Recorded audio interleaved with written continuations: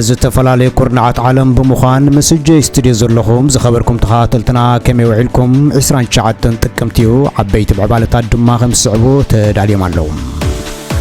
شعبية وشت عسران 4 ساعات كل التجزية مجلس بموتى نبلصقنا ملس ذهب خوينو نتي أبي عسب سبب اللانز بالمجلس ملس لنا خبرون حبير لهم بالعزيب والوصول حلي بلك بالزجلس الشعبية نبرهان الجلاون أكاتيتيم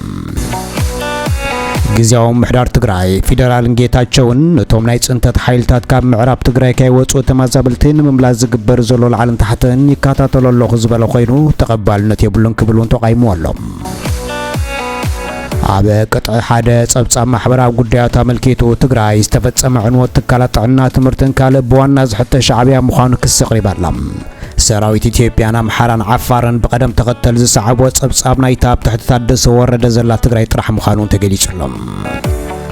ጃንጃዊት ሚሊሻ ሱዳን ናብ ልዕሊ ጸለምትን አፍሪካውያን ሱዳናውያን ዓረባይ ኮንኩምን ብዝብል ምኽንያት አዴታትን ህፃናትን ይቀትል ከም ዘሎ ተሓቢሩሎም አበ ሓደ መዓልቲ ጥራሕ ልዕሊ 2000 ጸለምቲ ሱዳናውያን በሐምዳን ደጋሎ ተቀቲሎም ከም ዘለውን ዓለም አረጋጊጽም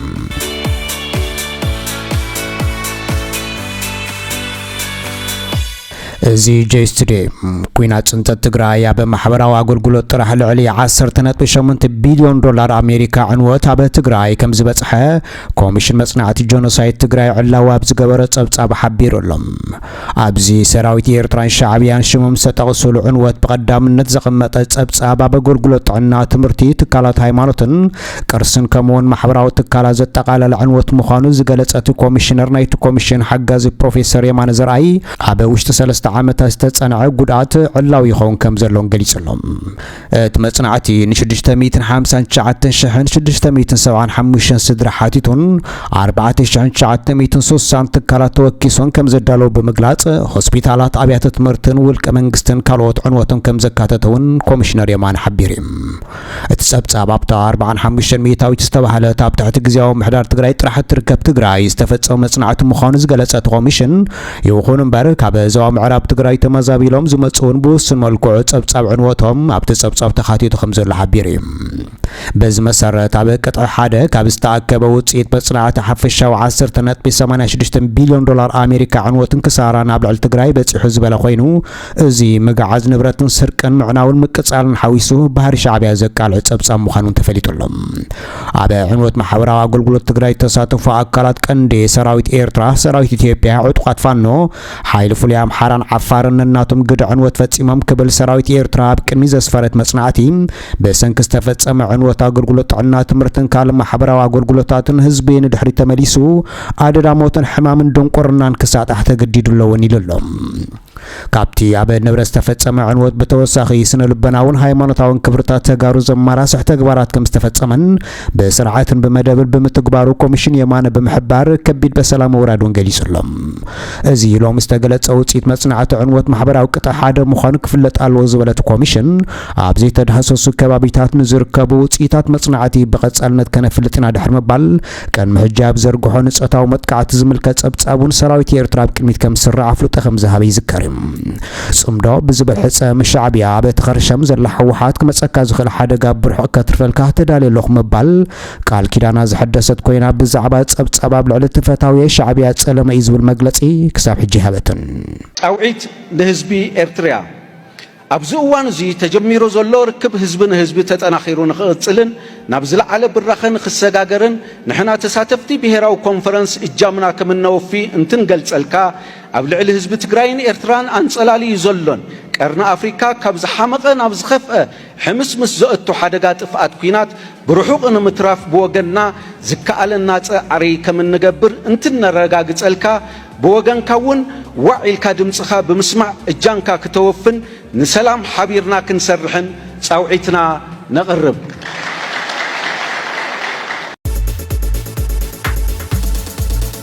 بجانجاوي زفلت ኣብ ልዕሊ ኣፍሪቃዊት ሱዳን ኣፍሪቃውያን ዝጸልእን ዓረብ ዘርኢ የብልኩምን ዝበሎም መቕታል ዝቕጽል ዘሎ ሓይልታት ቅልጡፍ ደገፍ ሓምዳን ደጋሎ ኣብ ዝሓለፈ መዓልትታት ኣብ ኣልፋሻር ልዕሊ 2000 ዕጥቂ ዘይብሎም ሰላማዊ ሰባት ብጃምላ ከም ዝቐተለ ዓለም ኣረጋጊጸሎም እዚ ብኢማራት ዝድገፍን ብኢትዮጵያን ጫትን ኣጽዋር ዝጓረተሉ ጉጅለ እዚ ንልዕሊ 8 ኣዋርሕ ኣብ ከባቢዋን ጸንሐ ከተማ ኣልፋሻር ካብቲ ብኢራንን ኤርትራን ግብፅን ዝድገፍ ሰራዊት ጀነራል አልቡርሃን ከም ዝመንጠላ ኣብ ዝግለጸሉ ዘሎ ግዜ ባዕሉ ምስሊ አልዒሉ ኣብ ሰዶም ዘሎ ቪድዮታት ሰላማውያን ዝበዝሑ ህጻናትን ኣዴታትን ይቐትል ከም ዘሎ ተረጋጊጸሎም ኣብ ምዕራባዊ ዞባ ዳርፉር ሱዳን ንእስ ወታደራዊ ሓይልታት ቁልጡፍ ደገፍ ነታ ከተማ ኣብ ሰሙን ድሕሪ ምቆጻሩ ብብሔርን ዓሌትን ዝተደፋፈአ ጅምላዊ ቅትለትን ካልእ ግፍዕታትን ዝገልጽ ጸብጻባት ካብ ኣልፋሻር ናብ ዓለም ይውሕዝ ከም ዘለዎን ተረጋጊጸሎም በደለይቲ ፍትሒ እቲ ከባቢ ዝተዘርግሐ ቪድዮ ሓደ ኣብ ትሕቲ ቁጽር RSF ኣብ ዝቋጸሩ ከባቢታት ንሲቪል ብምቕታል ዝፍለጥ ዕጡቕ ውልቀ ሰብ ኣብ መሬት ኮፍ ኢሎም ዝነበሩ ሲቪላት ብጃምላ ክርስቲያን ዘርኢ ኮይኑ እዚ ኣብ ሱዳን ኣጋጢሙ ዘሎ ክስተት ንዓለም ዘሰንብድ ኮይኑ ቀጺሉሎም ዝተፈላለዩ ተንቀሳቐስቲ ስእልታት 10 ሰባት ኣብ ጎኒ ዝነደዳ መካይን ኣብ መሬት መይቶም ከም ዝረኣዩን ዝበዝሐ ኣዴታት ደቀን ሓቂፎን ከም ዝመታ ዘርኢ ምዃኑን ተገሊጹ ሓበራዊ ሓይልታት ሱዳን ምስ ሰራዊት ሱዳን ምሕዝነት ዘለዎም ዕጡቕ ጉጅለ ብሰሉስ ኣብ ዘውፅኦ መግለጺ ኣብ ዝሓለፉ መዓልትታት ልዕሊ 2000 ዕጥቂ ዘይብሎም ሰላማውያን ሰባት ስጋብ ሕጂ ብሓምዳን ደጋሎ ተቐቲሎም ከም ዘለውን ክሱ ቀጺሉሎም እዚ ኩፍት ምንጭ ስለያን ብሳተላይት ምስሊ ተጠቂሙ ነቲ ኣብ ሱዳን ዝካየድ ዘሎ ኩናት ክከታተል ጸንሐ ቤት መጽናዕቲ ሰብኣዊ ምርምር ዩኒቨርሲያል ምስ ጃምላዊ ቅትለ ሰራዊት ምክልኻል ሱዳን ዝሰማዕ መርትዖ ከም ዘቕረበውን ተገሊጹ ትማሊ ቤተ ፈተነ ያላ ብዝሃቦ መግለጺ ኣብታ ከተማ ብግዴታ ምፍንቓልን ቅትለትን ይፍጸም ከም ዘሎን ኔፋር ዛጓን በርቴና ብዝተባሃለ ከባቢ ደቀባስ ሱዳናውያን ዓረብ ማሕበረሰባት ብዝብል ስም ብሔራዊ መጽናዕቲ ይፍጸም ከም ዘሎ ብመኽሳስ ዝህልቂት ክብል ወንገሊጽ ወይ ትማሊ ኣብ ፓርላማ ኢትዮጵያ አብይ አሕመድ ዝሃቦ መደረታት ተኸቲሉ አዘራራቢ ኣብ ዝኾነሉ ዘሎ ግዜ በዚ መግለጽ ዝተቆጣዐ ሻዕቢያ ውሽጢ 24 ሰዓታት ቁጣዕን ዘለፋን ዝተሓወሶ መልሲ ከም ዝሃበ ተገሊጹ አብይ ኢሳያስ ዓሰብ ክህቦ ቃል ከም ዝኣተወሉ ነቲ ፕሬዝደንት ሻዕቢያ ኮፍ ኣቢሉ ዓሰብ ክንካፈል ኢና ኢሉ ከም ዝተዛረበን ኣብ መጽሓፉን ዘሎ ጽሑፍ ብምጥቃስ ብህያብ ንሰበ ስልጣን ሻዕቢያ ከም ሰደደሎም ናብ ዓሰብ ክኸይድ ከም ዝደሊ ኢሳያስ ብምንጋር ድማ ኣብ ከተማ ዓሰብ ተራኺቦም ብዛዕባ ወደብ ናብ ኢትዮጵያ ከኣቱ ከም ዝተዘራረቡን ጀነሬተር ካብ ኢማራት ከም ዘምፀን ሻዕቢያ ድማ ነቲ ካብ ኢማራት ዝመጸ ጀነሬተራትን ክሬንን ናብ ዱባይ ከም ዝመለሶን ድሕሪዚ ተስፋ ከም ዝቆረጸ አብይ መግለጺ ይፍለጥ ሻዕቢያ ነስተኸቲሉ ብዝሃበ መልሲ ብልጽግና ብሕማም ዓሰብ ከም ዝተሓዘን ዝሕማም ድማ ምስ ግዜና ገደደ ዝኸይ ዘሎ ይመስል ክብል ዝሓበረ ኮይኑ ባዶ መርትዖ ናብ ብዙሕ ህዝብና ዝበልዎ ዝምርኮስ ሕልሚ ክብል ወንገሊጽሎም ነቲ አብይ ዘቐመጦ ዝርዝር ነጥብታት ክምልስ ዘይደለ ግብሩ ዝፈልጥ ናይ ኤርትራ ደመኛ ጉጅለ ሳሕል ኤርትራ ኣኽናፋ ሰይሩ ሰብ ኣልቦ ብምግባር ብቁጠባ ብምውዳቕ ህዝባ ብምጽንቃቕ ነቲ ድኻ ህዝባ ዋጋ ዝኸፈላላ ሃገር ናብ ኢትዮጵያ ሕሊፍካ ንምሃብ ዝኾነ ርሕቀት ብስምዕ ፕሪቶርያ ድሕሪ ምኽላፉ ኣብ ቀንጥመንጥ መልሲ ተጸሚዱ ዘሎ ኮይኑ ነቲ አብይ ዓሰብ ገዛሎ ሰብ ግን የለን ዝብል ዘረባ ሓቅታት እውን ክምጉት ፈቲኑ ሻዕቢያ ብመንገዲ የማነ ገብረ መስቀል ዝበሃል ወሃዮ ኣብ ዝሃቦ መልሲ አብይ አሕመድ ኣብ ዓሰብ ምስተኣዝዩ ልዑል ጽቕጥቀጥ ህዝቢ ዘሎ ከተማታት ኢትዮጵያ ክናጸሩ كله وحد حزب خمس الوقت نقرنا فتين خبل أبي نعسب مس مقالن أدي سابان كم زوادا دراجير خمس تزاربه كحسوس فتنو خينهم نتي قالن تطقن فرالي زير إدقا فيهم مسانا عقالات مدرباي وشعبيات تسميد لهم ودبايت كتم عسب أما أكلا قداس غفال عالم تركب كوينا بزلوا قامتان عدلنا بأفريقان إيسيان كابزلوا كتماتات كتعبن كتوك مزقبا كنسو بسنك جبو تغيتو قد أخن بلعنينا يلو خزارب زي حافر السرعات قالت أبي حمد تمازيزو خملس مفتانون أقرام خوين اللهم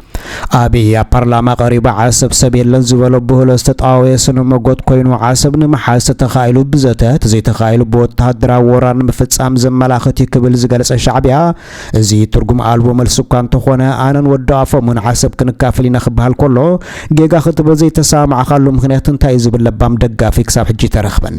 إيسو ودافو مقار يمن كافلو عاسب يونال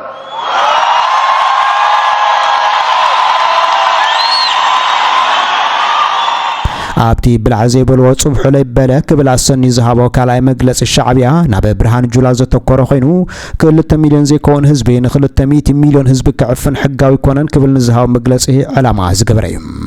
نستخدم بالصقنا زباو السلام مرغغان اب تحت زبل تيما فورمطانا بمدلاو زي تفلالي دبلوماسيات منغادو بمحبار زي تغراጫው خبل شعبيا فتينو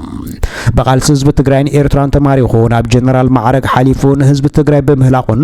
አበል على ህዝብ ትግራይ ህልቂት ንምፍጻመን እስያት ኤርትራ ካሃልቆ በመግባሩ ፊልድ ማርሻል ሰሰሜ ብርሃኑ ጁላ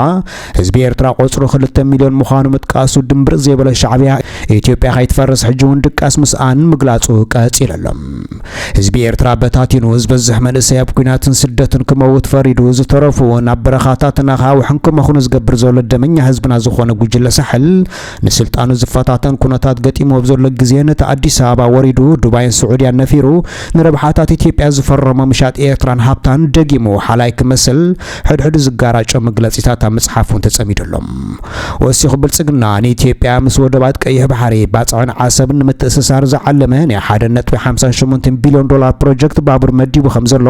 ነቲ ቅድሚ 2 ሰሙን ካብ እሙናት ምንጭታትና ብዝረኸብናይ ሓበሬታ ናብ ሰማዕቲ ዘቐረብናይ ሓበሬታ ዝተኣመነ ኮይኑ ብልጽግና ንረብሓታት ሃገሩ ሓሲቡን ዳማቱ ባሕርን መሬትን ወሪሩ ባጀ ሰሊዑ ምድላው በወገን ኢትዮጵያ ነውሩካት ዝኮነ ብላዕዘ ይብሎ ጽብሑ ላይ በለከብሎና አብይ አሕመድ መልሲ ይብሎ ሻዕቢያ ጌታቸው ዝመርሐሉ ካብ ሕሞራ ምስቶም ተጋሩ በመጽናትን በመጭፍጫፍን ሻዕቢያን ፌደራልን ተጸግዕም ዛኣተውን ያምሓር ኃይል ከምስተራኸበን ተፈናቀልቲ ኣብ ሓጺር ግዜ ክምለሱ ምዃኖም ከም ዝሓበረ ዝፍለጥ ኮይኑ ህወሓትን ሳልሳይ ወያነ ትግራይ ነዚ ቅዱስ ክብሉ ዝገለጾ ዝርርብ ብምንጻግ ዕጡቋት ኣምሓራ ዘለሙ ምሕዳር ካይፈረሰን ተመዛበልቲ ከም ዘይምለሱ ምግላጾም ዝፍለጥ ኮይኑ ግዚያዊ ምሕዳር ትግራይ እውን እዚ አንጻር ውዕል ፕሪቶሪያ ክብል ገሊጾሎም ግዚያዊ ምሕዳር ትግራይ መንግስቲ ፌደራል መምላስን ምክልኻል ግዛኣታዊ ሓድነት ትግራይ በጥብቄ በተግባራው ሰምዕ ፕሪቶሪያ ቢሉ خرጋገጽ በመሕታት ካብ ዝወጻ ዝፍጸም ዝኾነ ይኹን መምላስ ከም ዘይቀበሎን ዜጋታት ውሕስ ከም ዘይኮኑና ጠንቂቕሎም ቢሮ ጉዳያት ኮሙኒኬሽን ትግራይ ትማል ኣብ ዘውጾም መግለጺ ቢሮ መምላስ ተመዛበልትን ድሕንነት ግዛኣታዊ መሬት ትግራይ በሰምዕ ፕሪቶሪያ ጥራሕ ዝረጋገጽ ብምባል መንግስት ፌደራል ነትቅድሚ 3 ዓመት ተፈረመ ሰምዕ ንሙሉ አፈጻጽማትን 2 ዓመት ጸንሐ ዓናዊ ኩናት ንምቁራጽ ከም ዘደናጎ ይኸሲስሎም እቲ ቢሮ ወሲኹ መንግስት ፌደራል ንውዕል ፕሪቶሪያ ሸለሊሉ ተመዛበልቲ ብዘይ ፍቃድ ህዝብን ግዚያዊ ምሕዳር ትግራይን ወይ ድማ ተዛተይታ አካላት ብዘይ ተዘራረብሉ ዘይፈልጥዎን ባዕሉን መምላስ ዝወስዶ ዝኾነ ይኹን ስጉምቲ ተቀባልነት የብሉን ጥራሕ ዘይኮነ ሓደገኛ ይውን ይዶሎም ማሕበረሰብ ዓለምን መንጎኛታትን መስርሕ ሰላም ፕሪቶሪያ ኣብ ትሕቲ ጽንኩር ኩነታት ን5 ዓመታት ኣብ ዝተቀደደ ቴንዳታት ክሳቀይ ዝጸንሑ ተመዛበልቲ ብውሕስን ብኽብርን መምላስ ከረጋግጹ ደጊመ ይጽዋዕ ኣለኹ ዝበለት መግለጺ ካብ ዝወጻኢ ነገር ምጽሕታር ይውን ይለሎም እዚ መግለጺ ሰበስልጣን ፌደራልን ካልእን ኣብ ሕሞራ ተመዛበልትን መምላስ ሰላምን ህዝባዊ ሓድነት ብዘስፍሕ አገባብ ንምትዕረራይ ዘዓለመ መደባት ድሕር ምዝረራቦም ብ26 ጥቅምት 2025 ድሕር ምሕባሮም ደመቀ ዝተባሃለ ቀታለ ተጋሩ ነቶም ንምቕታሎም ዝሃድኖም ዝነበረ ተጋሩ ናብ ቤቶም ክምለሱ ብምሕባር ብዛዕባ ንሱ ዝመርሖ ምሕዳሩ ምፍራሱን ዘይምፍራሱን ከይገለጸ ድሕር ዝሃቦ መግለጺ ኣብ ተኣኺባ ተሳተፉ ሚኒስተር ሰላም መሐመድ ኢድሪስ ኣማኻሪ ቀዳማይ ሚኒስተር ጉዳያት ምብራቕ ኣፍሪካ ጌታቸው ረዳ ሓለፍቲ ዞባ ወልቃይ ጸገደ ሰቲት ሕሞራ ከምኡውን ኣባላት አስመላሽ ኮሚቴ ምሕዋይ ዶብን መንነት ኣምሓራ ወልቃይ ጸገደ ከም ዝነበሩ ምሕባርናውን ይዝከርም እቶም ሓለፍቲ ንጹሃን ዜጋታት መምላሳት ላይ እኳ እንተኾነ ኣብ ልዕሊ ህዝቢ ገበን ፈጺሞም ተባሂሎም ዝተኸሰሱ ውልቀ ሰባት ብሕጋዊ መንገዲ ክሕተትሎም ክብሉ ብምሕባር ነቲ ብጎዘሞ ቆራሪጾም ዝደረበይዎ ህዝቢ ማይካድራ ሕጂ እውን ኣምሓራይ ምዃኑ ካብ ተሓታትነት ንምህዳም ጸኒዖም ከም ዘለዉ ምፍላጥ ተኻኢሉሎም ቅድም ክብል ህወሓት መንግስቲ ፌደራል ፖለቲካዊ ምትላል ደው የብል ክብል ነዚ ኣኼባ ከም ዝተቃወመ ዝሓበረ ኮይኑ ናይ ምዕራብ ትግራይ ውሽጣዊ ተመዛበልቲ ዝምልከቱ ቁልፍ ደንጋገታት ብስምዕ ፕሪቶሪያ ጥራሕ ከም ዝትግበር ገሊጹ ምባር ይዝከርም እዚ ጀይስቱዲዮ ምሳና ስልጸናኹም ብልብና መስገን ምስ ሓድሽ ምዕባለታት ደጊምና ክንራኸብ ኢና ክሳብ ሽዑ ኣብ ዘለኹሞ ሙሉእ ጥዕና